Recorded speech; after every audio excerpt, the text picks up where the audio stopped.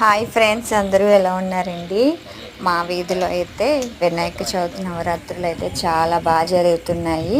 ప్రతిరోజు మంచి మంచి ప్రోగ్రామ్స్ అవి జరుగుతున్నాయి నైట్ టైము. అలాగే ఈరోజు 5వ రోజు కదండి. ఆ, 5వ రోజు ఎప్పుడు మనం సరస్వతి దేవికి పూజ చేసుకుంటాం కదా. సో మా వీధిలో కూడా సరస్వతి దేవి పూజ జరిగింది.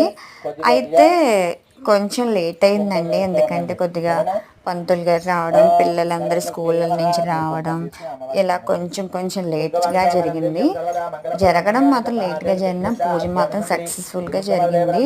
పిల్లలందరూ కుంకుమ పూజ ఏంటి చాలా బాగా చేశారు. పంతులు గారు కూడా ఓపిక్గా చెప్పారు.